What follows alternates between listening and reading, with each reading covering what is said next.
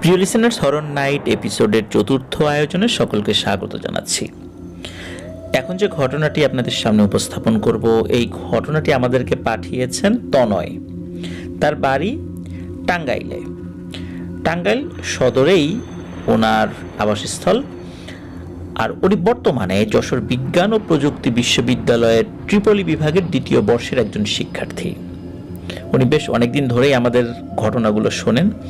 তো যে ঘটনাটি উনি আমাদেরকে পাঠিয়েছেন দারুণ একটি ঘটনা। আশা করছি এই ঘটনাটি আপনাদেরকে অন্য ধরনের এক অনুভূতি দিতে সক্ষম হবে ইনশাল্লাহ।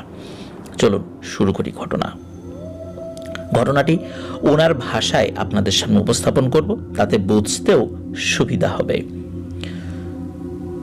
তো বলছেন তনয়,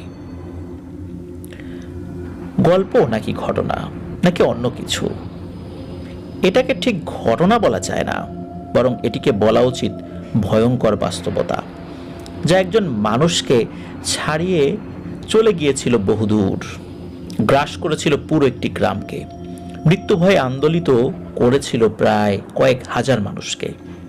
কেননা ইতিহাস যখন নিজের পুনরাবৃত্তি ঘটায়, তখন হয়তো তা আরো ভয়ানকভাবেই ঘটায়। ঘটনাটি ঘটেছিল আমার এক কাকুর সাথে। সঙ্গত কারণে আমি তার নাম ও পরিচয় গোপন রাখছি। ঘটনাটি ঘটেছিল 2013 সালে ভারতের উত্তরাখণ্ডের কোনো একটি এলাকায়। কাকু ছিলেন তৎকালীন রেলওয়ের একজন ইঞ্জিনিয়ার। আপনারা হয়তো জানেন যে মালবাহী যেই রেলগুলো থাকে, তো এই মালবাহী রেলে কয়েকজন ইঞ্জিনিয়ার সবসময় উপস্থিত থাকেন এবং তাদের কাজ রেলগাড়িকে সার্বক্ষণিক পর্যবেক্ষণে রাখা আর কোনো রকম যান্ত্রিক ত্রুটি দেখা দিলে তা খুঁজে বের করা এবং সেটা সমাধান করা। যেহেতু ভারতের এই রেলগুলো হাজার হাজার মাইল পাড়ি দিয়ে থাকে, অনেক মালামাল নিয়ে পাড়ি দেয়, তিনি রেলওয়েতে যুক্ত ছিলেন সেই 2000 সাল থেকে। তাই এটি তার জীবনের একটি অংশ হয়ে উঠেছিল। কারণ এই 13 বছরে তিনি প্রায় 156টির মতো যাত্রা সম্পন্ন করেছিলেন। আর সেই সময় তিনি ছিলেন একজন দক্ষ ইঞ্জিনিয়ার। কোনো রকম সমস্যা তার চোখের আড়াল হতো না কখনো। তাই রেলের ঊর্ধ্বতন কর্মকর্তাবৃন্দ তাকে সবচেয়ে বেশি ভরসা করতেন। আর যে কোনো বড় মালামাল পরিবহন করার জন্য যখন ক্রু নির্বাচন করা হতো, তখন তার নাম থাকতো সবার উপরে। এমনই একটি দিন ছিল 27 মে 2013। অন্য সময়ের মতো ওই দিনও কাকুর ডিউটি ছিল একটি তেলবাহী রেলে, যার গন্তব্য ছিল উত্তরাখণ্ড থেকে দক্ষিণ ভারতের কোচি। তো যাত্রা ছিল প্রায় 13 দিনের। কাকু তার প্রয়োজনীয় সব জিনিসপত্র গুছিয়ে নিয়ে বিকাল নাগাদ বের হয়ে যান স্টেশনের উদ্দেশ্যে। ঘন্টা দুয়ের মধ্যে পৌঁছে যান সেখানে তার সহকর্মীদের সাথে সকল পেপার ওয়ার্ক শেষ করেন তারা। আর কিছু সময় পর রেলওয়ের ইঞ্জিন মানে লোকোমোটিভ যুক্ত করা হয় কন্টেইনারগুলোর সাথে এবং রাত 10টা বেজে ঠিক 11 মিনিটে সাইরেন বাজিয়ে তাদের রেল যাত্রা শুরু করে। অনেক পথ ঘাট পাহাড় জঙ্গলের বুক চিরে তারা চলছিলেন তাদের গন্তব্যের দিকে। আর 14-15 ঘন্টা পর পর কোনো জংশনে রেল থামিয়ে চেক করা হচ্ছিল যে সবকিছু ঠিকঠাক আছে কিনা। কারণ কন্টেইনারগুলোতে ছিল ক্রুড অয়েল বা অপরিশোধিত তেল। তাই তারা দেখছিলেন যে কোথাও কোনো তেল লিক করছে কিনা বা অন্য কোনো সমস্যা হচ্ছে কিনা। কারণ কোনোভাবে যদি তেল লিক করে আর তা চলন্ত রেলের চাকার বেয়ারিংয়ের মধ্যে পড়ে, তাহলে সেখানে ভয়ঙ্কর বিস্ফোরণ ঘটে। আর তাই কাকু তখন নিজের সব পর্যবেক্ষণ যেই ব্যাপারগুলো আছে সেগুলো করে দেখছিলেন এবং তখন পর্যন্ত তারা কোনো সমস্যা দেখতে পাননি। এরপর আসে সেই দিনটি, সেই অভিশপ্ত দিন। তারা তখন পার করছিলেন একটি জঙ্গলাকীর্ণ পাহাড়ি এক পথ, যার দুই দিকে ছিল বড় বড় গাছের সারি আর ঘন জঙ্গল, যার জন্য সন্ধ্যা 6টার সময়ও মনে হচ্ছিল যেন রাত 12টা বাজে। এত ঘুটঘুটে অন্ধকার ছিল চারদিকে, 3-4 মিটারের পর আর কিছুই দেখা যাচ্ছিল না। ট্রেন তখন বারবার হর্ন দিয়ে এগিয়ে যাচ্ছিল। এর মধ্যে ট্রেন চালকেরা খেয়াল করেন যে রেল চলতে কিছুটা সমস্যা হচ্ছে। হঠাৎ হঠাৎ পেছন থেকে শব্দ আসছে। তারা তখনই বিষয়টি ইঞ্জিনিয়ার এবং অন্যান্য যে ক্রু আছে তাদেরকে জানান এবং তাদের সম্মতি নিয়ে একটি ছোট জংশনে রেল থামানো হয়। এর পরের ঘটনা কাকুর মুখ থেকে আমরা শুনব।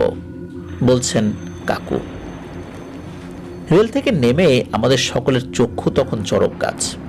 সকলেই বলা বলি করছিল, এ আমরা কোথায় আসলাম, এ কেমন স্টেশন, দেখে তো মনে হচ্ছে বহুদিন থেকে পরিত্যক্ত। আসলেই জংশনটি ছিল খুবই জীর্ণ, না জানি কতদিন কোনো মানুষের পায়ে পড়ে নিয়ে জায়গায়। সবকিছু একদম জীর্ণ অবস্থায় পড়ে আছে। চারদিকে অন্ধকার থাকার জন্য আমরা তখন টর্চ বের করে তা জ্বালিয়ে চারদিক তাকিয়ে দেখলাম যে প্ল্যাটফর্ম ফেটে গাছের শেকড় বের হয়ে গেছে। চারদিকে মাকড়সার জাল আর লতানো গাছ দিয়ে ভর্তি। মাঝে ট্রেন লাইন ছাড়া বাকি সবকিছুই অচল। একসময় খেয়াল করলাম যে প্ল্যাটফর্ম থেকে বের হওয়ার মেইন গেটটিও বন্ধ। এটা দেখে আমরা সকলে একটু অবাক হলাম আর বুঝতে পারলাম যে হয়তো এখন আর এখানে কোনো ট্রেন দাঁড়ায় না, তাই এই জংশনের এই অবস্থা। এরপর আমাদের সাথে থাকা মেকানিক্যাল ক্রুয়ের দুইজন একটি মশাল তৈরি করলেন আর প্রায় 100 মিটার দূরে থাকা একটি সিগন্যাল পোস্টের উপর লাগিয়ে দিলেন, যাতে সামনে থেকে আসা কোনো ট্রেন চালক তা দেখতে পায়। এরপর আমরা 3টি গ্রুপে ভাগ হয়ে যাই এবং সমস্যা খুঁজতে শুরু করি। আমরা প্রতিটা কন্টেইনার চেক করছিলাম। আমার সাথে ছিলেন আমার অনেক পুরনো এক বন্ধু রবিন। তার জন্ম ভারতেই, কিন্তু তার বাবা বাঙালি হওয়ার কারণে তার এমন নাম। আমরা একসাথে অনেক সময় থেকে কাজ করেছি, তাই আমাদের মধ্যে খুবই ভালো বন্ধুত্ব ছিল। তো আমরা দুজন একসাথে কাজ করতে শুরু করেছিলাম এবং আমরা দুজন রেলের দুদিক দিয়ে হাঁটছিলাম এবং চাকাগুলো চেক করছিলাম। মাঝে মাঝে চাকার নিচ দিয়ে এদিক ওদিক আলো ফেলছিলাম আর নিজেদের মধ্যে কথা বলছিলাম যেন আমরা একসাথে এগিয়ে যাই, কেউ কারো থেকে পেছনে না পড়ি। চারদিকে ছিল ঘন অন্ধকার আর গা ছমছমে একটা ভাব, আর এর মধ্যে আমরা কাজ চালিয়ে যাচ্ছিলাম। চারদিক থেকে নানা রকমের জন্তু জানোয়ারের আওয়াজও ভেসে আসছিল। শেয়ালের জ্বলন্ত চোখ এদিক ওদিকে ছোটাছুটি করছিল আর হালকা একটা বাতাস বইছিল, যা আমাদের মধ্যে অন্যরকম একটা শিহরণ তৈরি করেছিল। এজন্য ছিল এক অজানা আতঙ্ক। এভাবে আমরা সমস্যা খুঁজতে খুঁজতে প্রায় 300 মিটার পিছনে চলে যাই। হঠাৎ সামনে থেকে একজন চেঁচিয়ে বলে ওঠে, স্যার, সমস্যা খুঁজে পাওয়া গেছে। 7 নাম্বার বগির চাকার বেয়ারিং ভেঙে গেছে। তারপর আমি বললাম, ঠিক আছে, তোমরা সবাই সারতে থাকো, আমরা ফিরে আসছি। বলেই যখন রবিনকে ডাকার জন্য সামনে তাকালাম, যেহেতু আমরা এপাশ ওপাশ ছিলাম, মানে হচ্ছে একটি কন্টেইনারের চাকা আমি এক পাশে এবং রবিন অন্য পাশে, রেলের একটা লাইনের এপাশে আমি, অন্য লাইনের ওপাশে রবিন। কিন্তু আমার বুকের মধ্যে এক অজানা আতঙ্কে ধুক করে উঠল। একটা গরম বাতাস যেন আমাকে ছুঁয়ে সেই গাছগুলোর মধ্যে মিলিয়ে গেল, আর আমি তা স্পষ্ট শুনলাম। মৃদু একটা আর্তনাদ হাওয়ায় মিলিয়ে গেল। রেলের ওই দিক থেকে আর কোনো আলো দেখা যাচ্ছে না। তখন আমি 2-3 বার রবিন রবিন বলে ডাকলাম, কিন্তু সব চুপচাপ, কোনো উত্তর আসলো না। তৎক্ষণাৎ আমার মনের মধ্যে অজানা এক ভয় দানা বাঁধতে শুরু করলো। আমি আতঙ্কিত হয়ে গেলাম, মনে মনে ভাবলাম, এমন তো হওয়ার কথা নয়। হঠাৎ করে রবিন কেন টর্চ বন্ধ করে দিল, আর সেই আওয়াজটাই বা কিসের ছিল? আমি আর কিছু না ভেবে তখন হাতে থাকা টর্চটা নিয়ে রেলের চাকার নিচ দিয়ে কোনোভাবে অন্য পাশে গেলাম, কিন্তু রবিন কোথাও নেই। আমাকে তখন এক অজানা ভয় পেয়ে বসে যে এই 7-8 সেকেন্ডের মধ্যে রবিন কোথায় চলে গেল, এ তো অসম্ভব। এদিক ওদিক রবিনকে খুঁজতে শুরু করি, কিন্তু কোথাও কোনো চিহ্ন ছিল না। কিছুক্ষণ পর ঘটে আরো এক ভয়ানক ঘটনা, যা আমার মনের মধ্যে এক অশনির সংকেতের জন্ম দেয়। জঙ্গলের দিক থেকে হঠাৎ এক মেয়েলি ক্ষীণ কণ্ঠ ভেসে আসে। সে অস্পষ্টভাবে কিছু বলছিল। কথাটি ছিল অনেকটাই এইরকম, আয়, কাছে আয়, ওকে নিয়ে যা, ও তো আমার কাছে আছে। প্রথমে আমি এটিকে আমার মনের ভুল ভেবে উড়িয়ে দেই, কিন্তু কিছু সময় পর আবার শুনতে পাই সেই কণ্ঠ। এবার অনেকটা স্পষ্ট। প্রথমবার ক্ষীণ ছিল, কিন্তু এবার স্পষ্ট একদমই। আয়, আমাকে মুক্তি দে, সাথে ওকেও মুক্তি দে। ভয়ে তখন আমার অবস্থা একদম কাহিল। আমি তখন সম্পূর্ণভাবে বুঝতে পারি যে আমরা কোনো প্যারানরমাল অবস্থায় আটকে গেছি। আর তখন আমাকে এদিক ওদিক ছুটতে দেখে আমার কাছে এগিয়ে আসেন মেকানিক্যাল ক্রুয়ের একজন, নাম আজহার আলী। অত্যন্ত ধার্মিক লোক সে, প্রতিদিন 5 ওয়াক্ত নামাজ পড়ে আর হাতে তার সবসময় একটা তসবিহ থাকে। সে আমার কাছে এসে প্রশ্ন করলো, কি হয়েছে স্যার, আপনি এমনভাবে দিক বিদিক ছুটছেন কেন? আর রবিন স্যার কই? সারাইয়ের কাজ শেষ হয়েছে, আমরা এখন আবার যাত্রা শুরু করতে প্রস্তুত, চলেন স্যার আমরা যাই। আমি তখন আজহার ভাইকে সবকিছু খুলে বলি এবং তৎক্ষণাৎ জঙ্গলের দিক থেকে পুনরায় ভেসে আসে সেই মেয়েলি আওয়াজ, এবং আমার সাথে আজহার ভাইও এবার তা স্পষ্টভাবে শুনতে পান। এরপর তিনি বলেন, স্যার গতিক সুবিধার মনে হচ্ছে না, রবিন স্যার হয়তো কোনো বিপদে পড়েছেন, চলেন আমরা এই শব্দের উৎস ধরে একটু এগিয়ে দেখি। আমি অন্যদের বিষয়টি জানানোর কথা বললে আজহার ভাই আমাকে মানা করে বলেন, বাকি এইসব শুনলে ভয় পেয়ে যেতে পারে, আপনি উপরওয়ালাকে ডাকতে থাকেন আর আমার সাথে চলেন। এরপর তিনি একটি তসবিহ হাতে নিলেন এবং কিছু সূরা পড়ে আমার শরীরে ফু দিয়ে বললেন, চলেন স্যার, দেখবেন আল্লাহ আমাদের রক্ষা করবেন। তার কথা শুনে আমি মনে একটু সাহস পেলাম আর হাতে থাকা টর্চটা শক্ত করে ধরে তার সাথে চলতে শুরু করলাম। এরপর কোমর সমান একটা বেড়াটোপকে আমরা জঙ্গলের ভেতরে ঢুকতে শুরু করলাম। ঢোকার সময় আমার মনে শুধু অশুভ চিন্তা আসছিল, যে ইচ্ছা করে আমরা কোনো ফাঁদে পা দিচ্ছি না তো। এক পর্যায়ে আমি আজহার ভাইয়ের হাত শক্ত করে চেপে ধরে চলতে শুরু করি। এদিকে আজহার ভাই সূরা পড়েই যাচ্ছিলেন। আমি দেখলাম টর্চের আলো আর বেশি দূর যাচ্ছে না। গাছগুলো এতই ঘন ছিল যে 3 মিটারের বেশি দেখা যাচ্ছিল না। হঠাৎ আবার শুনতে পেলাম সেই নারী কণ্ঠ, সেই মেয়েলি কণ্ঠ। না, এবার আর সে আমাদের আহ্বান করছে না, বরং এবার সে পরম তৃপ্তি নিয়ে হেসে চলেছে। ঢোকার সময় লক্ষ্য করলাম চারিদিকের গাছগুলো যেন আমাদের ধীরে ধীরে ঘিরে ধরছে। আমাদের চারদিকে একটি গোলক ধাঁধা তৈরি করে ফেলেছে, কারণ আমি পেছনে আর কোনো রাস্তা দেখতে পাচ্ছিলাম না। এর মধ্যেই এক লোমশ বিশাল দেহি এক কুকুর আমাদের পথ আটকে দাঁড়ালো। দেখে মনে হচ্ছিল সে খুব রেগে আছে। রাগে গজগজ করছিল কুকুরটি, সাথে তার ধারালো দাঁতগুলো বের করে রেখেছিল, যেন আমাদের ধরলেই ছিঁড়ে ফেলবে। তার হাব ভাব দেখে মনে হচ্ছিল যে সে আর কোনোভাবেই আমাদের সামনের দিকে যেতে দিতে রাজি নয়। আজহার ভাই কুকুরটিকে কয়েকবার সরানোর চেষ্টা করেন, কিন্তু কুকুর তো সরছিলই না, বরং আমাদের দিকে এগিয়ে আসছিল। বিপদ বুঝে আজহার ভাই একটি গাছের ডাল হাতে নেন আর সাথে সাথে কুকুরটির মাথায় আঘাত করেন। কুকুরটি তখনই পালিয়ে যায় আর ঘন অন্ধকারে মিলিয়ে যায়। আমরা আবার চলতে শুরু করি এবং পেছন থেকে হঠাৎ কেউ বলে ওঠে, আর সামনে যেও না, মৃত্যু, স্বয়ং মৃত্যু অপেক্ষা করছে, সামনে যেও না, সাবধান, ওইদিকে যেও না, বেঁচে ফিরতে পারবে না, থামো, এখানেই থামো, যেও না আর। একথা শুনে আমরা তখনই পেছনে ফিরি, কিন্তু টর্চের আলোতেও আশেপাশে কাউকে দেখতে পাই না। ভয়ে আরো 10 গুণ বেড়ে গিয়েছিল। আশেপাশের নানান রকম আওয়াজে পরিবেশ আরো গুমট হয়ে উঠেছিল। তখন ভয় পেয়ে তখন আমার গলা প্রায় কাঠ হয়ে যাচ্ছিল। ঠান্ডা বাতাস সূচের মতো গায়ে লাগছিল। আর একটু সামনে এগুতেই অন্ধকারের মধ্যে চোখে পড়ে একটি মন্দিরের মঠ, এর চূড়ার অংশ। কিন্তু দেখেই বোঝা যাচ্ছিল যে মন্দিরটি অনেক পুরনো, কারণ মঠের উপরের অনেক জায়গায় খসে পড়ে গেছে। এরপর আমরা সেই মঠটিকে অনুসরণ করে সামনে এগিয়ে যেতে থাকি, কিন্তু আমাদের টর্চের আলো ক্রমশ কমে আসছিল। কিন্তু একসাথে দুইজনের টর্চের আলো কমে যাওয়া আমার কাছে তখন স্বাভাবিক লাগছিল না। মনের মধ্যে যেন একটি দ্বন্দ্ব চলছিল। আমার মন বলছিল বন্ধুকে খুঁজতে সামনে এগিয়ে যেতে, কিন্তু আমার মস্তিষ্ক বলছিল আর সামনে না এগোতে। চারদিক থেকে নানান রকমের আওয়াজ আসছিল। আমরা বুঝতে পারছিলাম এগুলো কোনো স্বাভাবিক আওয়াজ না। এক এক সময় মনে হচ্ছিল কেউ যেন আমাদের চারদিকে ঘুরছে এবং খুব দ্রুত গতিতে ঘুরছে। আবার কিছুক্ষণের মধ্যে সব নিশ্চুপ। আবার মনে হচ্ছিল কেউ আমাদের হাঁটার সাথে তাল মিলিয়ে আমাদের পেছন পেছন আসছে। আজহার ভাই তখন অনবরত সূরা পড়ে যাচ্ছিলেন আর আমাকে সাহস দেওয়ার চেষ্টা করছিলেন, কিন্তু তিনিও জানতেন যে এই বৃথা চেষ্টা, কারণ মারাত্মক ভয় তখন আমাদের দুজনকে আক্রমণ করেছিল। আলো আধারের মাঝে আমরা ধীরে ধীরে পৌঁছে যাই সেই মন্দির প্রাঙ্গণে।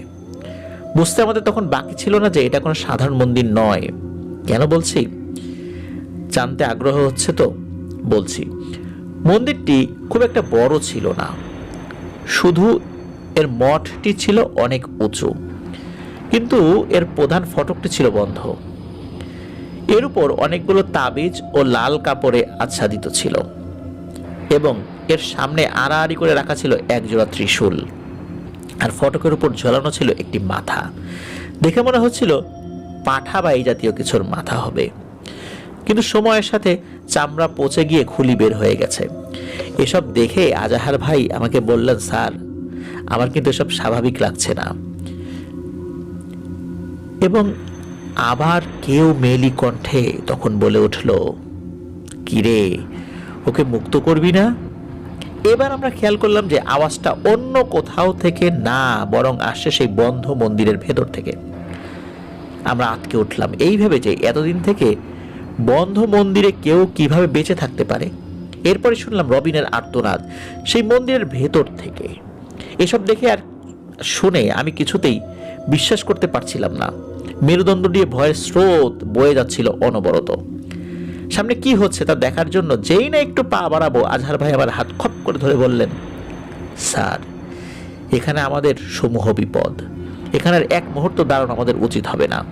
বলেই আজহার ভাই আমাকে নিয়ে যেই মাত্র পেছনে ফিরলেন, তখনই আমাদের হাতে থাকা টর্চগুলো দপ করে নিভে গেল। এভাবে টর্চগুলো দপ করে নিভে যাওয়া মোটেও ভালো লক্ষণ নয়। এতক্ষণ কম আলো থাকলেও চারদিক কিছুটা দেখা যাচ্ছিল, দিক ঠাহর করা যাচ্ছিল অন্তত, কিন্তু এবার পুরোপুরি নিভে গেল টর্চ। ঘুটঘুটে অন্ধকারে কিছুই দেখা যাচ্ছিল না। আমরা একে অপরের হাত ধরে সামনে এগোতে শুরু করি। কোত্থেকে দমকা বাতাস ধেয়ে আসলো। আমরা এই তীব্র বাতাসের ধাক্কায় কোনোভাবেই নিজেদের ঠিক সামলে রাখতে পারছিলাম না। এরই মধ্যে আমরা এক গুমট ঘন কালো অন্ধকারের মেঘকে আমাদের সামনে দেখতে পেলাম। এই ঘন কালো মেঘ যেন আশেপাশের কালো অন্ধকারের থেকেও বেশি কালো ছিল। এর কোনো নির্দিষ্ট অংশ বোঝা যাচ্ছিল না, শুধু একটি কালো ছায়ামূর্তি। এসব দেখে আমার হাত পা ঠান্ডা হয়ে আসছিল। আজহার ভাই তার তসবিটা হাতে নিয়ে জোরে জোরে আজান দেওয়া শুরু করলেন। এরপর আচমকা এক ব্যক্তি হাতে একটি ধারালো ছুরি নিয়ে আমাদের উপর আক্রমণ করে বসলেন। ঘন অন্ধকারের মাঝে হালকা ঝলক দেখেছিলাম লোকটির। পরনে ধুতি, বয়স 90 কি 92 এর কম হবে না, তবুও গায়ে প্রচন্ড শক্তি। আমরা দুজন তার সাথে পেরে উঠছিলাম না। তার গায়ে অসংখ্য কাটা দাগ ছিল, আর গলায় কিছু মালা, কপালে সাদা ছাই ভস্য। সে অনবরত একটি কথা বলে যাচ্ছিল, মুক্ত কর, মুক্ত কর, মুক্ত কর আমার মেয়েকে, আমার মেয়েকে মুক্ত কর। সে বারবার আমাদের ওই দরজা খুলতে বলছিল, আর সেই দরজার ভেতর থেকেও তখন রাগান্বিত গঙ্গারের আওয়াজ আসতে শুরু করলো। মনে হচ্ছিল কেউ যেন রাগে গজগজ করছে। এরপর মন্দিরের ভেতর থেকে ভেসে এলো এক কান ফাটানো আর্তচিৎকার। মনে হচ্ছিল যেন এখনই আমাদের কানের পর্দা ফেটে রক্ত বের হয়ে যাবে, এমন জোরালো ছিল সেই আওয়াজ। আজাহার ভাই বারবার বলছে, ইয়া আল্লাহ, আর সহ্য করা যায় না। এসবের মধ্যে আমরা একটু অন্যমনস্ক হতেই সেই বৃদ্ধ লোকটি হাতে থাকা সেই তীক্ষ্ণ ছুরিটা আজহার ভাইয়ের বুকে বসিয়ে দিলেন। ফিনকি দিয়ে তার বুক থেকে রক্ত পড়ছিল। আজহার ভাই আল্লাহর নাম নিয়ে মাটিতে লুটিয়ে পড়লেন। বুক থেকে তখনও গলগল করে রক্ত বের হচ্ছে তার। আমি তখন ভয় আর শোকে চিৎকার করে উঠলাম, আর সেই লোকটি বিকট শব্দে অদ্ভুত এক হাসি হাসতে লাগলো। এসব আর সহ্য করতে না পেরে আমি নিজেও জ্ঞান হারালাম। এরপর চোখ খুলতেই আমি দেখলাম আমি মন্দিরের এক কোনায় পড়ে আছি, আর সেই লোকটি মন্দিরের সিঁড়িতে বসে অনবরত কিছু মন্ত্র পড়ছে, আর আজহার ভাইকে উদ্দেশ্য করে সাদা ছাই সদৃশ কিছু তার শরীরের উপর ছিটিয়ে দিচ্ছে। আমার পাশেই পড়েছিল আজহার ভাইয়ের নিথর দেহ। তখনও তার বুক থেকে চিরচির করে রক্ত বের হচ্ছিল। তীব্র কষ্ট আর যন্ত্রণায় বলে উঠলাম, হায় ঈশ্বর, কি দোষ ছিল এই সহস্র লোকটির? কেন তাকে এভাবে মরতে হলো? আমার কথা শেষ হওয়ার আগে আমি দেখতে পেলাম আজহার ভাইয়ের শরীর হঠাৎ করে কেমন যেন নড়ে উঠল। পরক্ষণে উনি উঠে মাটিতে বসে পড়লেন। এই দৃশ্য দেখে আমি রীতিমতো স্তম্ভিত হয়ে গেলাম, আর দেখলাম আজহার ভাই পাশে পড়ে থাকা ছুরিটি তুলে নিয়ে নিজের হাতেই আঘাত করতে শুরু করলেন। ওনাকে দেখে আমার মোটেই স্বাভাবিক লাগছিল না। ওনার চোখ মুখে আলাদা রকমের এক রাগ লক্ষ্য করলাম আমি। চোখ যেন আগুনের মতো জ্বলছিল, শরীর থেকে এক উটকো গন্ধ আসছিল।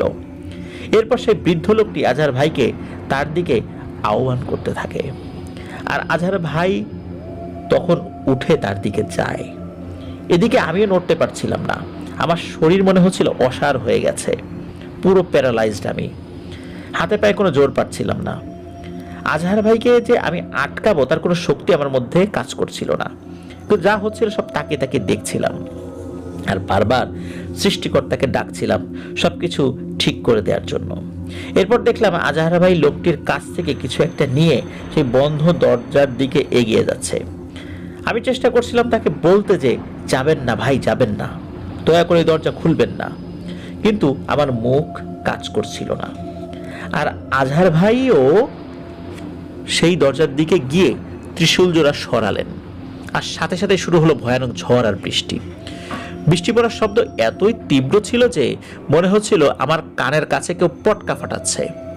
এই বৃষ্টির শব্দের মাঝে আমি শুনছিলাম সেই বন্ধ মন্দির থেকে অনবরত হাসির আওয়াজ আসছে। সেই মেয়েলি কণ্ঠে কেউ বলছে, আজ আমি মুক্ত হব, কেউ বাঁচবে না, কেউ না, সবাইকে মারব, এই ভদ্রপুর আবার শ্মশান হবে, সবার কাছ থেকে প্রতিশোধ নেব আমি। এই বলে সে হেসেই চলছিল। আর এদিকে আজহার ভাই জানোয়ারের মতো মুখ দিয়ে তালা কামড়ে খোলার চেষ্টা করছিলেন। এক পর্যায়ে তিনি সেই তালা খুলতে সক্ষম হন আর দরজা খুলে দেন। এরপর সেই দরজা দিয়ে অসংখ্য পোকামাকড়ের সাথে এক কালো অবয়ব বের হয়ে আসে। সে ছিল এক তীব্র ভয়ানক দৃশ্য। আমি দেখলাম সেই দরজা দিয়ে বের হয়ে আসলো এক 4 পেয়ে অবয়ব, মানুষ আকৃতির, কিন্তু তার পাগুলো পেছনের দিকে মোড়ানো আর ভাঁজ করা, হাতগুলো একই রকম।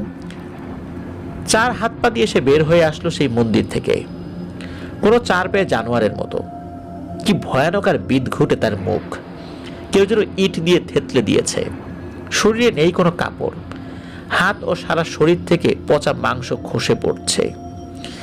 তাকে দেখে সেই বৃদ্ধটি পরম উচ্ছ্বাসে ফেটে পড়ল। সে বলতে লাগলো, এসেছিস মা আমার, এসেছিস তুই, কত যুগ কত বছর পর আজ তুই মুক্ত হলি। এই বলে সে ওই অবয়বটির মাথায় হাত বুলিয়ে দিতে লাগলো।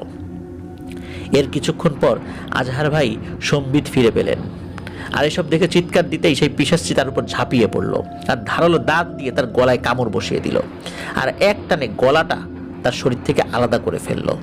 এরপর সে তার মাথা মুখে নিয়ে চিবোতে শুরু করলো। আমার চোখের সামনে এসব দেখে মনে হচ্ছিল আমি যেন স্বপ্ন দেখছি, অথবা আমি নরকে চলে এসেছি। মনে মনে একটা কথাই বলছিলাম তখন, হে ঈশ্বর, আমাকে এসব দেখানোর আগে কেন তুমি আমায় মেরে ফেললে না। এরপর সেই নারীরূপী পিশাচিনী আমার দিকে ঘুরে দেখালো আর 4 হাতে পায়ে ভর দিয়ে ধীরে ধীরে এগিয়ে আসতে শুরু করলো আমার দিকে। আমি তখন ভাবছিলাম যে আমারও সময় হয়তো শেষ হয়ে এসেছে। একে একে সব আপনজনদের চেহারা চোখের সামনে ভেসে আসতে শুরু করলো। মনে মনে ভাবছিলাম হয়তো তাদের আর কাউকে আর কখনোই দেখতে পাবো না, এই জনমানবহীন মন্দিরেই আমার জীবন শেষ হবে। এরপরেই সেই পিশাচিনী আমার উপর ঝাঁপিয়ে পড়ল আর তার ধারালো নখ আমার উরুতে ঢুকিয়ে দিল। আমি যন্ত্রণায় আত্মচিৎকার করে উঠলাম আর জোরে জোরে সৃষ্টিকর্তাকে ডাকতে লাগলাম। এরপরে চারদিক থেকে ভেসে আসতে লাগলো অসংখ্য মানুষের আওয়াজ।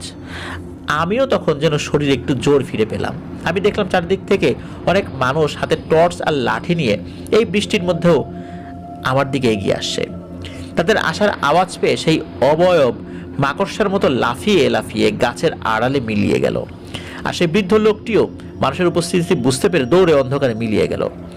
আর যেতে যেতে সে বলছিল, আমার কাজ শেষ, আর কেউ বাঁচবে না, কারোর মাফ নেই, আর আমার মেয়ে সবাইকে মারবে।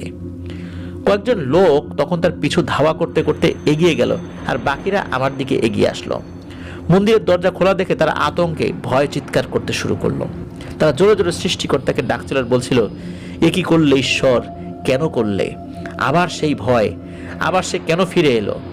যে কালো অধ্যায়কে আজকে থেকে ৭৮ বছর আগে বন্দী করা হয়েছিল, সে কেন আবার ফিরে এলো? কেন আসলো আবার সেই মৃত্যুর খেলা খেলতে? রক্ষা করো ভগবান, আমাদের রক্ষা করো। এরপর লোকজন আমাকে দেখে ক্ষেপে উঠল। তারা রাগে আমার দিকে এগিয়ে এলো। একজন তার হাতে থাকা লাঠিটা দিয়ে আমার মাথায় সজোরে আঘাত করলো, আর সাথে সাথে আমি জ্ঞান হারালাম। পরদিন যখন আমার চোখ খুললাম, আমি মাথার উপর ঝলমলে রোদ দেখতে পেলাম, আর আমার চারদিকে দাঁড়িয়ে আছে অনেক লোক। তারা আমার পায়ে সেই ক্ষতস্থানে ব্যান্ডেজ করে দিয়েছে, সাথে ওষুধ খাইয়ে দিয়েছে। আমার পাশেই রবিনকেও শুয়ে থাকতে দেখলাম, সাথে আমার দলের লোকজনদেরকেও দেখতে পেলাম। আমি উঠে বসতেই দেখলাম আমার সামনে কিছু লোক বসে আছেন, আর তাদের মাঝে গালে হাত দিয়ে বসে আছেন একজন। ওখানে তেলেগু ভাষায় কিছু কথা হয়েছিল। পাশ থেকে একজন উঠে বলল উনি নাকি গ্রামের পঞ্চায়েত প্রধান। আমি তার সাথে কথা বলতে গেলে উনি আমাকে কিছু বলার সুযোগ না দিয়ে বললেন, কেন করলেন এই কাজ? কি ক্ষতি করেছিলাম আমরা আপনাদের? এই গ্রামের সকল মানুষকে আপনি আজকে ভয়ঙ্কর বিপদের মধ্যে ঠেলে দিয়েছেন। সকলে আজকে মৃত্যুর দ্বার প্রান্তে দাঁড়িয়ে আছে।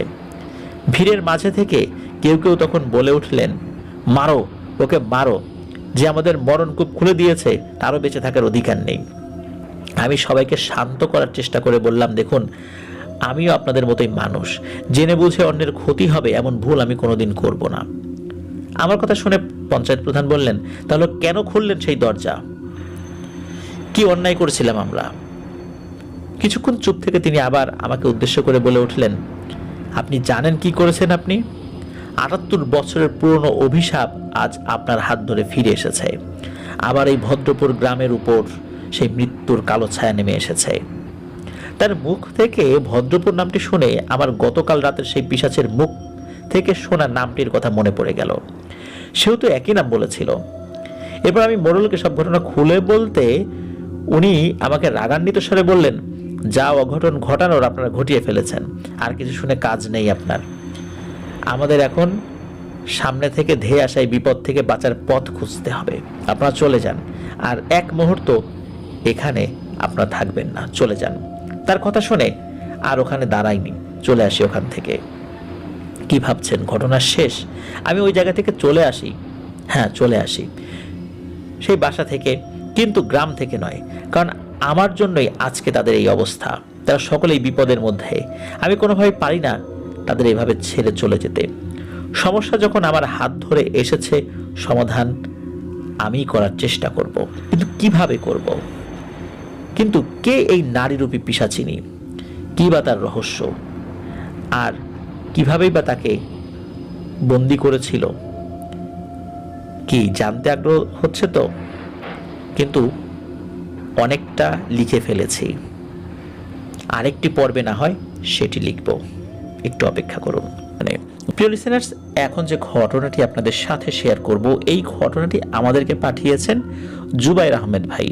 ওনার বাড়ি শরীয়তপুর জেলার সখীপুর থানার সখীপুর ইউনিয়নের একটি গ্রামে। উনি বর্তমানে একজন রেমিটেন্স যোদ্ধা ভাই হিসাবে সৌদি আরবে রয়েছেন। তো উনি যে ঘটনাটি আমাদেরকে পাঠিয়েছেন, ঘটনাটি ঘটেছিল 2018 সালের দিকে। ওনার নিজের গ্রামেরই একজন লোকের সাথে ঘটেছে, আর যার সাথে ঘটনাটা ঘটেছে তার নাম হচ্ছে মোহাম্মদ হোসেন ভাই। তিনি সম্পর্কে ওনার ভাই লাগেন। তো তিনি ছিলেন একজন দিনমজুর, এবং তার পরিবারে তার মা, তার স্ত্রী আর একটি ছেলে সন্তান ছিল। তিনি 2015 সালে খুলনার চিলাবাজার নামক এলাকায় বিয়ে করেন। তার শ্বশুরবাড়ি এলাকার লোকেরা মাছ ধরে জীবিকা নির্বাহ করেন। তো সেই সূত্রে তিনিও মাঝে মাঝে তাদের সাথে মাছ ধরতেন। মোট কথা হলো, তিনি যখন যে কাজই পেতেন সেটাই করতেন। প্রিয় লিসেনার্স, আমরা সবাই জানি সুন্দরবনের দুবলাচর নামক যে এলাকাটা রয়েছে, ওই এলাকায় অনেক জেলে মাছ ধরে কিছুটা সময়ের জন্য, আবার ওইখানে শুটকি উৎপাদন করে। তারা সাগর থেকে মাছ ধরে এনে ওইখানে শুটকি উৎপাদন করে, তারপর বিভিন্ন শহরে শুটকি বিক্রি করে।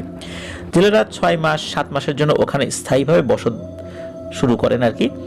তো মোহাম্মদ হোসেন ভাই এর শ্যালকরাও এই শুটকি মাছের কাজে দুবলার চলে যেতেন। সেই সূত্রে মোহাম্মদ হোসেন ভাই তাদের সাথে দুবলার চলে যান শুটকি মাছের কাজে। ঘটনা সেখান থেকেই শুরু। দুবলার চরে অনেক জেলে থাকার জন্য ঘর তোলেন আর কি। তো মোহাম্মদ হোসেন ভাইদের ঘর তোলার জন্য যেই জায়গাটা ওনারা পান, ওই অল্প সময়ের জন্য আর কি, চরের একেবারে শেষের দিকে। তাদের পর আর কারো ঘর ছিল না। প্রথম দিক তাদের বেশ কিছুদিন ভালোই কাটে। হঠাৎ একদিন সকালে উঠে দেখে তাদের যেখানে মাছগুলো শুকাতে দেয়া, অনেকগুলো মাছ আধা খাওয়া অবস্থায় পড়ে আছে, এদিক সেদিক ছিটানো। দেখেই বোঝা যাচ্ছিল যে কোনো প্রাণী আধা খেয়ে ছড়িয়ে রেখেছে। তারা চিন্তা করে হয়তো কোনো প্রাণী খেয়েছে। সেদিনের মতো তারা সাগরে মাছ ধরতে চলে যায়। পরের দিন ঠিক সকালে উঠে দেখতে পায় একই ঘটনা, মাছগুলো কে যেন অর্ধেক খেয়ে ছড়িয়ে রেখেছে। এটা দেখে তাদের দলের সবাই মন খারাপ করে বসে থাকে, কিন্তু কি আর করার, সেদিনের মতো তারা আবারও সাগরে চলে যায়। পরের দিন সকালে উঠে দেখতে পায় একই ঘটনা, আবারও সেম ভাবে মাছগুলো অর্ধেক খেয়ে ছড়িয়ে রেখে গেছে। মানে পুরোটাও যদি খেত একটা কথা ছিল, মানে একটি মাছের পুরোটা খাচ্ছে না, অর্ধেক অংশ খাচ্ছে। এগুলো দেখে তারা খুবই মনে কষ্ট পায়। তারা গরিব মানুষ, এভাবে যদি মাছ নষ্ট হতে থাকে তাহলে তাদের খুবই খারাপ লাগবে, এটাই স্বাভাবিক। আর এভাবে কষ্ট করে ধরা মাছ কেউ এভাবে নষ্ট করে যে রেখে যাবে, এটা তারা কোনোভাবে মানতে পারছিল না। তারা সিদ্ধান্ত নেয় যে দুজন করে রাত্রে পাহারা দেবে। যে দুজন রাত্রে পাহারা দেয় তাদের নাম হলো সুজন এবং শরীফ। মোহাম্মদ হোসেন ভাই শ্যালকের নাম সুজন, সে পাহারা দেয়। কথা মতো তারা রাতের খাবার খেয়ে মাছ যেখানে শুকাতেন তার কাছাকাছি একটা জায়গায় একটা ঘরের মতো বানিয়ে শুয়ে পড়ে। মাঝ রাতে মোহাম্মদ হোসেন ভাইয়ের শ্যালকের ঘুম ভেঙে যায়। সে শুনতে পায় কিছু একটা হাঁটাহাঁটি করে ওই ঘরের পাশে। তিনি তার সাথের শরীফ ভাইকে ঘুম থেকে উঠান। তারা দুজন লাইট নিয়ে বের হয়ে দেখতে পায় মানুষের মতো শরীর, কিন্তু মাথাটা অনেকটা কুমিরের মতো একটা প্রাণী। এটা দেখে তারা দুজন ভয়ে চিৎকার দিয়ে ওঠে। তখন ওই প্রাণী জঙ্গলের দিকে চলে যায়। তাদের চিৎকার শুনে বাকি সবাই ঘুম থেকে ওঠে এবং তাদের কাছে আসে। তারা এসে কিছুই দেখতে পায় না। তারপর সুজন ভাই সবাইকে বলে যে কি দেখেছে তারা। সেদিনের মতো তাদের আর কোনো সমস্যা হয়নি, মানে মাছ টাছ আর কেউ কিছু খেতে পারেনি। সবাই তাদের এই বলে সান্ত্বনা দেয় যে তোরা ভুল দেখেছিস, হয়তো কোনো জঙ্গলের প্রাণী দেখেছিস। পরের দিন তারা সাগরে মাছ ধরতে চলে যায়। মাছ ধরে এসে খাওয়া দাওয়া করে চিন্তা করে রাত্রে কারা পাহারা দেবে। তো ওই দিনের মতো কেউ রাজি হচ্ছিল না পাহারা দেওয়ার জন্য। পরে এই মোহাম্মদ হোসেন ভাই আর তার সাথে একজনকে নিয়ে তারা দুজন পাহারা দিতে শুরু করে। তাদের সাথে তারা একটি মাছ ধরার জন্য টেটা, অনেকে তো টেটা আমরা চিনি, সেই টেটা এটা নেয়। তারা দুজন খাওয়া দাওয়া করে ওই ছোট্ট ঝুপড়ি ঘরের ভেতর থাকার জন্য চলে যায়। হঠাৎ রাতের বেলা, মধ্যরাতের দিকে মোহাম্মদ হোসেন ভাইয়ের ঘুম ভেঙে যায় এবং শব্দ পায় যে বাইরে কিছু যেন শব্দ হচ্ছে। তিনি তার সাথের জনকে আর ডাকেন না। তিনি ভাবেন যেহেতু একটি বন্য প্রাণী, তো আমি দাঁড়িয়ে দিব, সেটা চলে যাবে। মোহাম্মদ হোসেন ভাই তার সাথে একটি লাইট নেন এবং সেই মাছ ধরার যন্ত্র বা টেটাটাও সাথে নেন। তিনি এটা নিয়ে বের হন ঘর থেকে এবং বের হয়ে দেখতে পান মানুষের মতো কিছু একটা তার দিকে পিঠ করে দাঁড়িয়ে মাছের চট থেকে মাছ তুলে তুলে খাচ্ছে। উনি দূর থেকেই ডাক দেয়, এই কে রে? তখন দেখতে পায় যে ওই প্রাণীটি ঘুরে ওনার দিকে তাকিয়েছে। তখন হোসেন ভাই দেখতে পান যে তার চোখগুলো, মানে ওই প্রাণীর চোখগুলো আগুনের মতো জ্বলছে। আর এই প্রাণীটার মুখটা তার যে শ্যালক যেভাবে বলেছিল যে কুমিরের মতো, ঠিক হুবহু সেরকমই। ওই প্রাণীটি তার দিকে ঘুরে তাকাতেই তিনি হালকা ভয় পান। তিনি ভয় পেয়ে হাতে যে ট্যাটাটা ছিল ওইটা ওই প্রাণীর দিকে ছুঁড়ে মারে। আর ওই ট্যাটাটা ওই প্রাণীটির হাতে গিয়ে ঢোকে। প্রাণীটি হঠাৎ করে প্রচন্ড জোরে একটা চিৎকার দেয় এবং ওই ট্যাটা সহ দৌড়াতে দৌড়াতে, মানে হাতের সাথে তো বিঁধে গেছে, জঙ্গলের দিকে চলে যায়। তারপর তিনি তার সাথের জনকে ঘুম থেকে ডেকে তোলেন। ঘুম থেকে তুলে তাকে সব কথা বলেন। সবাই শুনে খুব ভয় পেয়ে আঁতকে ওঠে। সবাই যার যার মতো আবার শুয়ে পড়ে। পরের দিন সকালে তারা আবার সাগরে চলে যায় মাছ ধরতে। তাদের সাথে মোহাম্মদ হোসেন ভাইও সাগরে যান। তাদের সাথীরা হঠাৎ করে লক্ষ্য করে কি যে হোসেন ভাই যে জালে যে মাছ আটকা পড়ছে সেখান থেকে কাঁচা মাছ নিয়ে মুখের ভিতর ভরে দিচ্ছে। এটা দেখে সবাই অবাক হয় এবং তার শ্যালক তাকে গিয়ে গায়ে টাচ করে বলে, ভাই এটা আপনি কি খাচ্ছেন? হোসেন ভাই তার শ্যালকের দিকে এমন ভাবে ঘুরে তাকায় যে ওনার শ্যালক দেখে ভয় পেয়ে যায়। হোসেন ভাই মাছ মুখে রেখেই হা হা করে হাসতে থাকে। সবাই এটা দেখে অবাক হয়ে যায়। হঠাৎ করে মোহাম্মদ হোসেন ভাইয়ের কি হলো সবাই ভাবতে থাকে। হঠাৎ করে উনি বলতে থাকে, আমাকে মাছ খাওয়া আটকাবি না, তাহলে তোদের অনেক খারাপ হবে। কালকেও আমার গায়ে এই হোসেন ট্যাটা ছুড়ে মেরেছিল, তাই দেখতে পাচ্ছিস যে ওর কি সাজা দিচ্ছি আমি। তোরা যদি বিরক্ত করিস আমাকে, তোদেরও একই রকম সাজা দিব। এ কথা শুনে নৌকায় থাকা সবাই বুঝতে পারে যে মোহাম্মদ হোসেন ভাইয়ের উপর কিছু একটা ভর করেছে। তাদের সাথে থাকা একজন বয়স্ক লোক কোনো রকম দোয়া পড়ে তার গায়ে ফু দেয়। হোসেন ভাই আস্তে আস্তে শান্ত হয়ে যায়। তারা ওই দিনের মতো আর বেশি মাছ ধরতে পারে না। তারা সাগর থেকে চলে আসে। বাড়িতে আসার পর দেখতে পায় মোহাম্মদ হোসেন ভাই অনেক পাগলামি করছে, তাকে আটকেই ধরে রাখা যাচ্ছে না। আর তিনি বলছেন, আমাকে ছেড়ে দে, আমি চলে যাব এখান থেকে। এরকম পাগলামি দেখে তার শ্যালক সাথে করে তাকে বাড়িতে নিয়ে যান। তার শ্বশুর বাড়ি থেকে আবার তাকে তাদের গ্রামের বাড়িতে পাঠিয়ে দেওয়া হয়। তাকে তার বাড়িতে নিয়ে আসার পর সে অনেক পাগলামি করতে থাকে। পরের দিন ওনাদের গ্রামের মসজিদের ইমাম সাহেবকে নিয়ে আসা হয়। ইমাম সাহেব এসে ওনাকে অনেক দোয়া পরে ফু দিচ্ছেন, পানি পড়া দিয়ে যান এবং আর বলেন কোনো ভালো কবিরাজ দেখাতে, কারণ স্থায়ী সমাধানটা হুজুর করতে পারবেন না। আর ইমাম সাহেব এই জিন ভূত রিলেটেড কাজ করেন না, হালকা ঝাড়ফুঁক করেন আর কি। আর তিনি এইসব বিষয়ে অবগতও নন বা এইসব বিষয়ে ওনার জ্ঞানও নাই। এদিকে মোহাম্মদ হোসেন ভাই অনেক পাগলামো করতে থাকে। একদিন রাত্রে তার বউ হঠাৎ ঘুম থেকে উঠে দেখতে পায় যে হোসেন ভাই ঘরে নাই। তো উনি তো চিৎকার করে ডাকতে থাকেন। তার চিৎকার শুনে এই হোসেন ভাইয়ের আম্মা দৌড়ে আসেন, এসে শুনতে পান যে মোহাম্মদ হোসেন ভাই ঘরে নাই। পরে তাদের প্রতিবেশী 3-4 জন পুরুষ লোক লাইট নিয়ে খুঁজতে বের হয়। খুঁজতে খুঁজতে তারা গিয়ে দেখতে পায় যে ফসলের যেই মাঠ আর কি, সেখানে সে শুয়ে আছে, মানে হোসেন ভাই শুয়ে আছে। তাকে সেখান থেকে ধরে নিয়ে আসা হয়। তার গায়ে অনেক কাদা মাখা ছিল, সব পরিষ্কার করে তাকে ঘুম পাড়িয়ে দেওয়া হয়। পরের দিন গ্রামে সেই হুজুর ওনাদের বাড়িতে এসে বলেন যে আপনারা কি কোনো কবিরাজ পেয়েছেন? না পেয়ে থাকলে আমার পরিচিত একজন লোক আছে, তাকে আমি নিয়ে আসতে চাই। পরে মোহাম্মদ হোসেন ভাইয়ের আম্মু তাকে বলেন যে নিয়ে আসতে। তার 2 দিন পর হুজুর একজন লোক নিয়ে আসে এবং এসে বলেন যে তিনি আমার বন্ধু, তিনি আপনার ছেলের চিকিৎসা করবেন। কবিরাজ ওই দিন রাত্রে এই হোসেন ভাইয়ের বাসায় আসন বসায় এবং আসনে মোহাম্মদ হোসেন ভাইকে সামনে নিয়ে তিনি ওনার রিচুয়াল শুরু করেন। কবিরাজ তার মতো করে রিচুয়াল করতে থাকে। একটা সময় হোসেন ভাইয়ের শরীরে সেই জিন ভর করে এবং এসেই হোসেন ভাইয়ের শরীরের ভেতর থেকে ওই জিনটি কবিরাজকে বলতে থাকে, এই তুই আমাকে ডাকছিস কেন? কবিরাজ বলেন, তুই কে, কেন এই ছেলেকে এত কষ্ট দিচ্ছিস? পরে ওই জিন বলে, আমি জঙ্গল এবং পানিতে উভয় জায়গায় থাকি, আমি হচ্ছি উভচর জিন, এবং ও কেন আমার দিকে টেটা ছুঁড়ে মারলো? আমি তো কিছু করিনি, আমি শুধু ওদের মাছ খেয়েছি, আর এটা আমার খাবার, আমি এটা খাই, তাই বলে কেউ আমাকে এত কষ্ট দেবে? ও টেটা ছুঁড়ে মারবে? ও তো আমাকে ভয় দেখাতে পারতো। এর আগের দিনও তো ওরা যখন চিৎকার দিল আমি চলে গেছি, আমি কি ওদের আক্রমণ করছি? কিন্তু ও আমার দিকে টেটা ছুঁড়ে মেরেছে। ও আমাকে এত কষ্ট দেবে আর আমি ওকে ছাড়বো না, তা তো হবে না। ওকে আমি নিয়ে যাব, তুই কিছুই করতে পারবি না। এই বলে চুপ হয়ে যায়। কবিরাজ তার গায়ে অনেক পানি পড়া ছিটে থাকে, কিন্তু সে আর কিছুই বলে না। কবিরাজ অনেকক্ষণ চেষ্টা করেও আর কোনো কথা তার মুখ দিয়ে বলাতে পারেনি। পরে কবিরাজ তার গায়ে ঝাড়ফুঁক করে পানি পড়া এবং তার মতো করে রিচুয়াল করে যান, রুকিয়া করে যান এবং হোসেন ভাই পরিবারকে কিছু আমল দিয়ে যান যে এগুলো সবসময় করতে হবে। আর হোসেন ভাইকে যেন সবসময় ওরা চোখে চোখে রাখেন এবং ওনাকে যেন দূরে যেতে না দেন। আর ওই জিনটা সহজে হোসেন ভাইকে ছেড়ে যাবে না। তবে এই আমলগুলো যদি পরিবারের সদস্যরা করতে থাকে তাহলে ওই জিনটা খুব একটা কাছে এসে বিরক্ত করতে পারবে না। এই বলে ওই কবিরাজ চলে যান। এর কিছুদিন পর মোটামুটি, এর মধ্যে কিন্তু হোসেন ভাই মোটামুটি ভালো ছিলেন আর আস্তে আস্তে মোটামুটি সুস্থতার দিকে যাচ্ছিলেন হোসেন ভাই। মানে পরিবারের সদস্যরাও ওনারা আমল করছিলেন। হোসেন ভাই যখন একটু সুস্থ হলেন তো উনিও আমল করছিলেন। এভাবে সময় ভালোই কাটছিল। 4-5 মাস একদম স্বাভাবিক হয়ে যায় সবকিছু, সবাই মনে করেন একদম ঠিকঠাক হয়ে গেছে। হঠাৎ করে এই হোসেন ভাই দেখতে পান যে উনি যেই আমলগুলো করতেন, এই আমলগুলো লেখা ছিল অনেকগুলো, এই জিনিসগুলো পাওয়া যাচ্ছে না। তো তার ওয়াইফকে জিজ্ঞেস করেন যে এগুলো দেখেছে কিনা। তার ওয়াইফ বলে, না তো, এগুলো কিছু দেখিনি। তারা এটা নিয়ে খুব বেশি চিন্তা করে না, তারা চিন্তা করে সব ঠিক হয়ে গেছে, এখন তো সব নর্মালি চলছে, এখন আর চিন্তার তো কিছু নাই।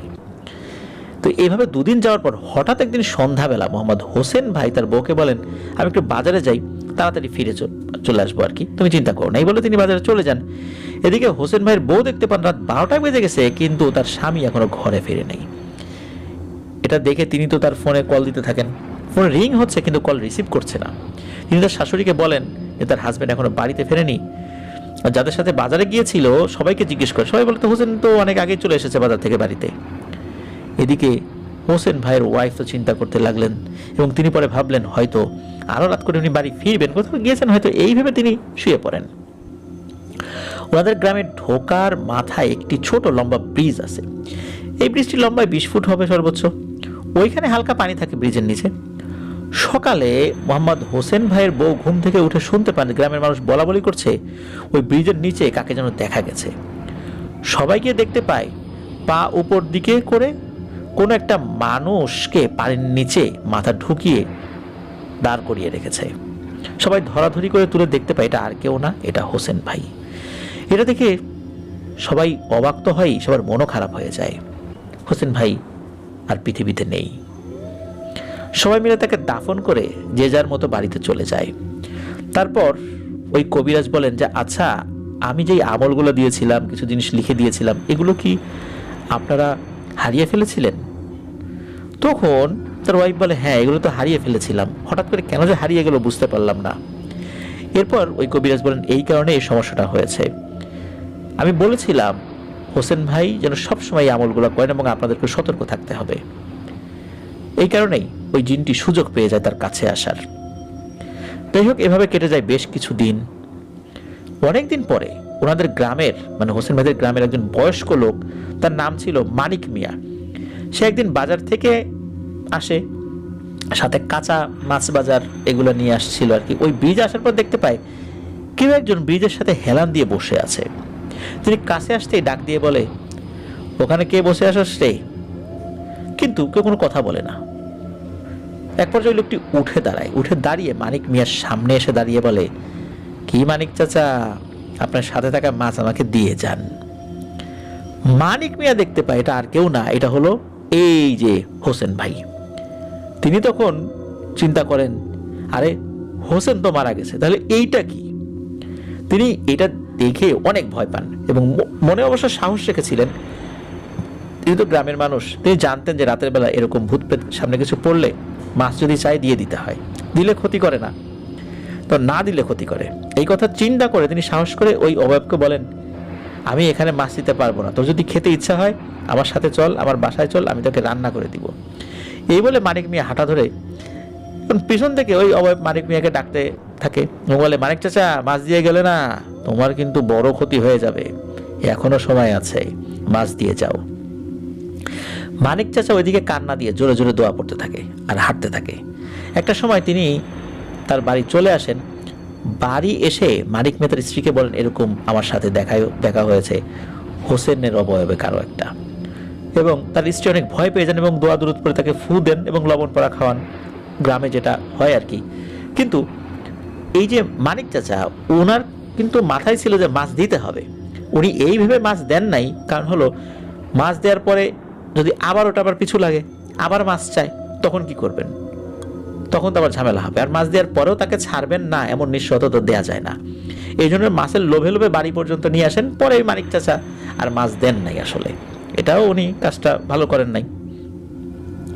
তো ওই দিনের মতো মানিক চাচা তার স্ত্রী খেয়ে দিয়ে শুয়ে পড়েন, রাতের কোনো সমস্যা হয় না। তারপরের দিন রাতের বেলা এই মানিক চাচা হঠাৎ ওয়াশরুমে যাওয়ার জন্য ওনার জরুরত দেখা দেয়। তো তিনি তার স্ত্রীকে বলেন যে আমি ওয়াশরুমে যাচ্ছি, তুমি থাকো। এই বলে এই মানিক মিয়া লাইট নিয়ে ওয়াশরুমে চলে যান। অনেকটা সময় হয়ে যায় কিন্তু মানিক মিয়া ঘরে ফেরে না। তার ওয়াইফ এটা দেখতে পেয়ে তিনিও ওয়াশরুমের দিকে যান। গিয়ে দেখতে পান ওয়াশরুমে কেউ নেই, শুধু লাইট পড়ে আছে। ওইখানে কিন্তু মানিক মিয়া ওয়াশরুমে নেই। তিনি তার পাশের বাড়ির লোকদের ঘুম থেকে তুলে সবাইকে নিয়ে খুঁজতে থাকেন। মানিক মিয়াকে খুঁজতে খুঁজতে কোথাও তাকে দেখতে পাওয়া যায় না। একটা সময় সবাই চিন্তা করে যে আজকের মতো থাক, সকাল হলে দেখা যাবে যে উনি কোথায় চলে গেছেন। সকাল হতে না হতেই এলাকায় কান্নার চিৎকার শোনা যায়। মানিক মিয়াকে নাকি সেই ব্রিজের নিচে পা উপরের দিকে এবং মাথা নিচের দিকে দিয়ে পানির নিচে ঢুকিয়ে রাখা হয়েছে, এমন অবস্থায় গ্রামের লোকজন দেখতে পেয়েছিল। সবাই সেখানে জড়ো হয়, মানিক মিয়াকে উদ্ধার করে এবং দেখতে পায় যে উনি দুনিয়াতে নেই। তাকেও গোসল করিয়ে জানাজা পড়িয়ে কবর দিয়ে দেওয়া হয়। এরপর রাতে ওই ব্রিজ দিয়ে যেই আসতো সেই নাকি শুনতে পেত ব্রিজের নিচে কেউ কান্না করে। এই ভয়ে রাতের বেলা কেউ একা এক ওই ব্রিজ দিয়ে আসতো না। এভাবে গ্রামের মানুষ দিন কাটাতে লাগে।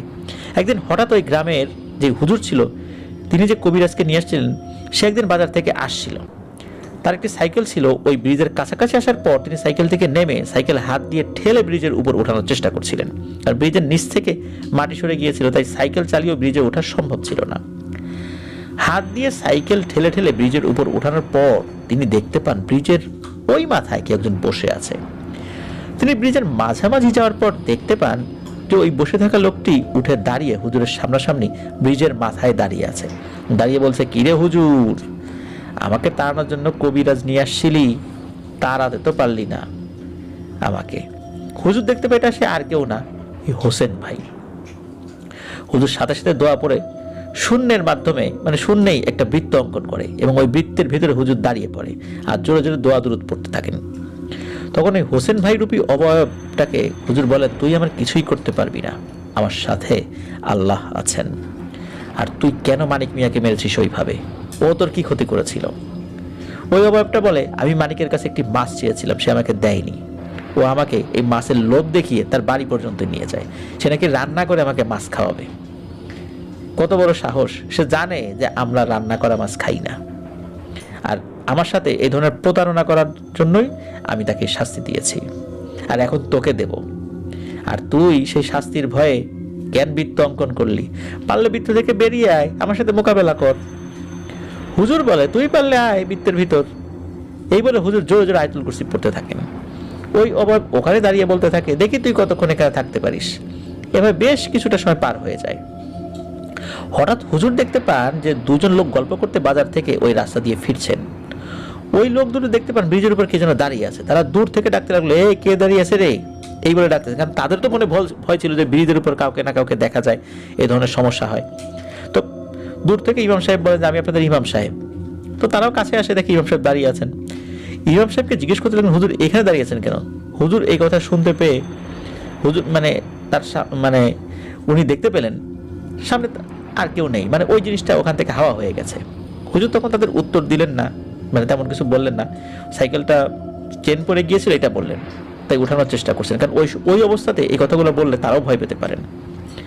তো তারা একসাথে গ্রামের দিকে হাঁটা দিলেন।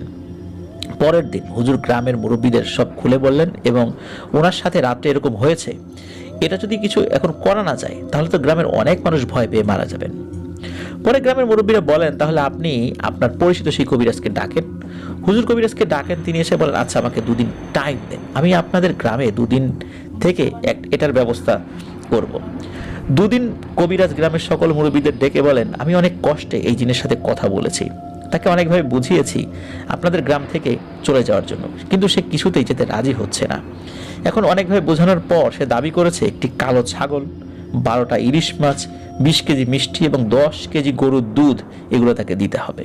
এখন আপনারা যদি বলেন তাহলে আমি জিনের সাথে আবার কথা বলতে চাই। গ্রামের মুরব্বীরা সিদ্ধান্ত নেন, হ্যাঁ এগুলো আমরা দেব, আমাদের গ্রামের সুস্থভাবে মানুষ বসবাস করুক। একথা শুনে কবিরাজ সেদিন রাত্রে আবার সেই জিনকে ডাকেন, বলেন, হ্যাঁ সবকিছু দেওয়া হবে তোর চাহিদা মতো। একথা শুনে জিন বলে, আগামী বৃহস্পতিবার ওই ব্রিজের উপর রাত 3টা বাজে সবকিছু রেখে দিয়ে আসবি, তারপর থেকে আমি চলে যাব। জিনের কথা মতো সবকিছু নিয়ে বৃহস্পতিবার সেই কবিরাজ আর হুজুর দুজন মিলে ব্রিজের উপর এগুলো সব রেখে আসেন। এরপর কবিরাজ বলেন, ইনশাল্লাহ কোনো সমস্যা হবে না, আলহামদুলিল্লাহ এখন আর কোনো সমস্যা নেই নাকি ওই ব্রিজে। তারপর থেকে ওই ব্রিজের নাম হয়ে যায় হোসেনের ব্রিজ, এখনো যেটা রয়েছে। প্রিয় লিসেনার্স, মূলত ওই দুবলার চর থেকে ওই জিনিসটা এই হোসেন ভাইয়ের সাথে এই গ্রামে চলে এসেছিল আর তারপরে সমস্যার সৃষ্টি করতে থাকে। হোসেনের ব্রিজ এখনো আছে। আর অসংখ্য ধন্যবাদ জুবায়ের আহমেদ ভাইকে, প্রবাস জীবনের অনেক কাজের ফাঁকে কষ্ট করে ঘটনাটি লিখে পাঠিয়েছেন।